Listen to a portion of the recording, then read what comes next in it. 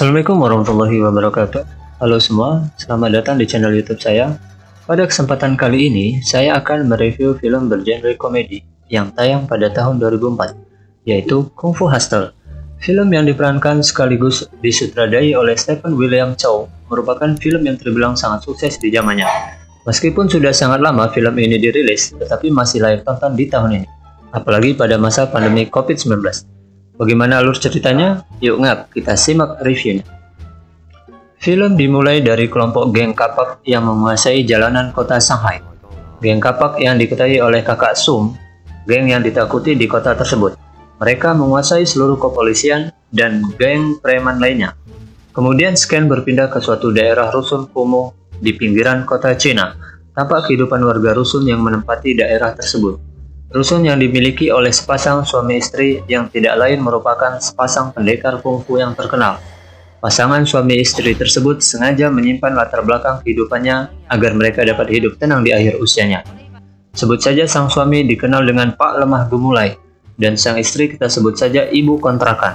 Kehidupan mereka tampak biasa sebelum datangnya dua orang pemuda gelandangan yang hendak memangkas rambut teman mereka.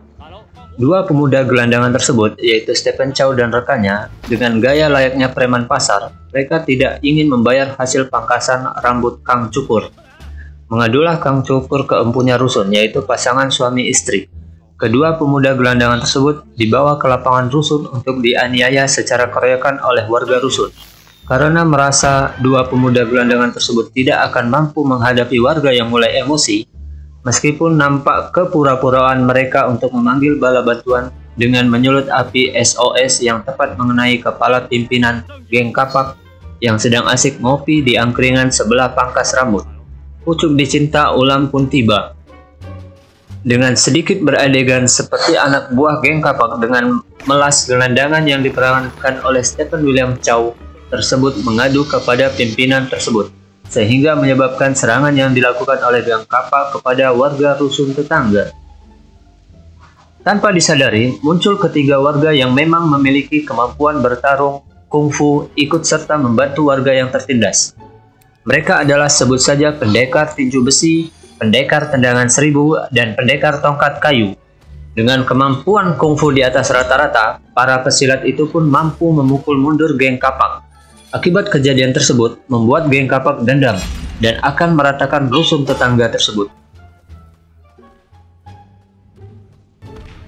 Akibat kejadian tersebut, rusun tetangga mulai nampak khawatir akan kemunculan kembali geng kapak merah.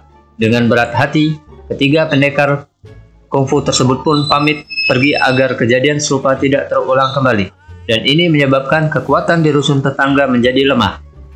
Sebelum berpamitan, ketiga pendekar tersebut tampak saling beradu 1 hingga 2 jurus untuk mengetes kemampuan masing-masing.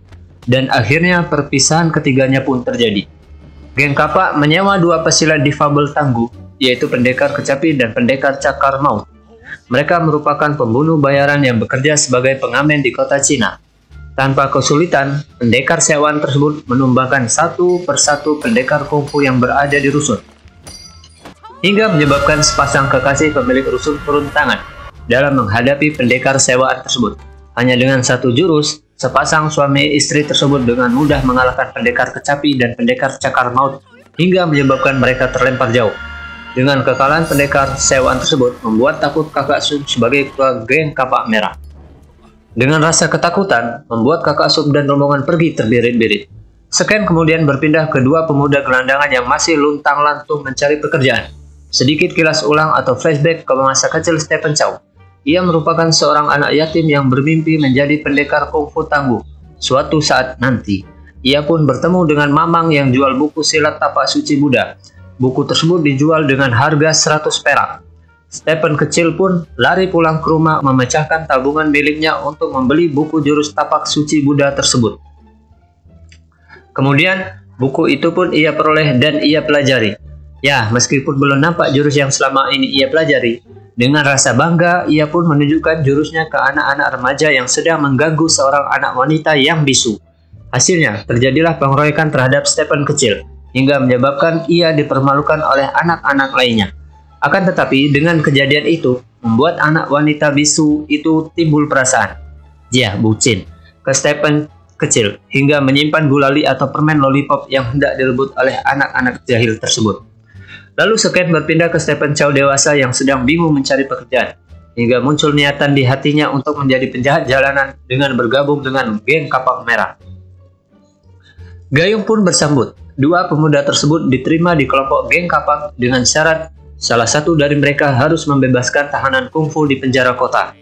Dengan rasa ketakutan, Stephen Chow memberanikan diri masuk ke penjara kota untuk membebaskan pendekar kungfu legendaris, yaitu kita sebut saja Master Kodok Ngorek. Setelah dibawa ke markas geng Kapak, banyak anak buah dari geng Kapak Merah tidak mempercayai kemampuan orang tua tersebut, sehingga dilakukanlah tes kepada orang tersebut.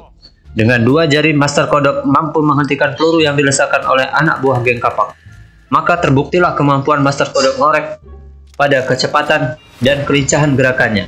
Secara kebetulan, sepasang suami istri tersebut sedang menunggu di kafe sambil ngopi dan udutan yang kemudian dihampiri oleh Master Kodok yang mampu menghadapi dengan mudah oleh Master Kodok. Dengan kemampuan yang dimiliki oleh Master Kodok Ngorek membuat kawalan sepasang suami istri rusut. Akhirnya dengan sisa tenaga yang dimiliki oleh Ibu Gong, dengan perpaduan teknik sang suami, mereka mengeluarkan jurus terakhir yang dikenal dengan jurus Auman Singa. Jurus tersebut mampu membuat bergedik sang master, akan tetapi belum mampu membuat Master Kodok tumbang. Dengan kuncian sileknya, suami istri tersebut mengunci pergerakan Master Kodok sehingga membuat Master Kodok tidak mampu bergerak bebas.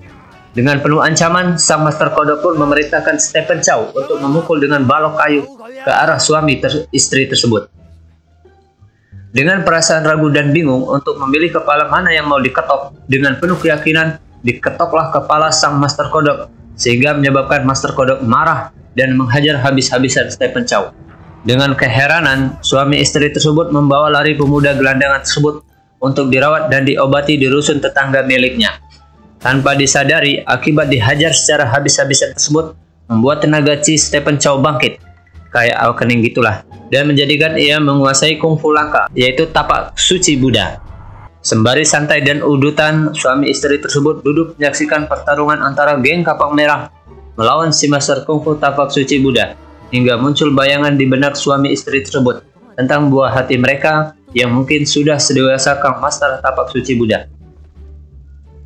Tanpa keluar keringat, Stephen Chow dengan jurus sederhananya stempel kaki sepatu mampu menumbangkan ratusan anak buah geng Kapak Merah yang sekarang diketuai oleh Master Kodok Ngorek. Ratusan anak buah geng Kapak Merah pun tumbang dengan cedera yang mengerikan, nabrak tembok hingga patah tulang. Bahkan ada yang jatuh dari langit, membuat Master Kodok sumringah kegeringan karena selama ini ia belum pernah merasakan hawa pertarungan yang semacam ini.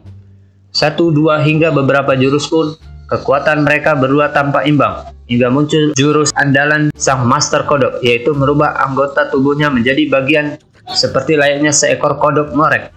Dengan perubahan tersebut, membuat sang master dengan lincah bergerak ke sana kemari, sembari menyundul ke arah Stephen Chow. Sang master Tapak Suci Buddha nampak kewalan juga, hingga pada suatu momen dari atas langit dengan melompati burung Garuda, sang master Tapak Suci Buddha mengeluarkan jurus utamanya yang ia pelajari dari buku seharga 100 perak yang pernah ia beli di pedagang pasar. Dan ternyata dengan jurus andalan tersebut mampu membuat sang master kodok kalah telak dan membuat ia mengemis-ngemis untuk dijadikan murid oleh sang Master Tapak Suci Buddha. Berakhirlah era geng Kapak Merah. Mengapa film ini menjadi menarik untuk ditonton di tahun 2021? Tentu saja sesuai dengan genre film tersebut, yaitu komedi. Tentunya film ini dihiasi berbagai macam adegan komedi. Di antaranya saat Stephen Chow kembali ke rusun tetangga yang dendam ke ibu kontrakan. Dengan kemampuan cupunya, ia melemparkan pisau ke arah ibu kontrakan yang tentunya tidak tepat sasaran. Ditambah lagi rekannya yang kurang sekilo melemparkan sekeranjang ular berbisa yang tepat mengenai sasaran. Ya, sasaran Stephen Chow itu sendiri. Lalu ada adegan kebut-kebutan yang menggunakan nos layaknya balapan di sirkuit yang menyebabkan ibu kontrakan nabrak papan reklame. Dan masih banyak lagi adegan komedi yang kami yakin dapat membuat semua tertawa terpingkal-pingkal. Demikian review cerita film kungfu komedi, Kung Fu Hustle. Semoga sahabat semua terhibur. Mohon saran dan dukungannya untuk channel ini. Terima kasih sebelumnya. Mohon undur diri. Wassalamualaikum.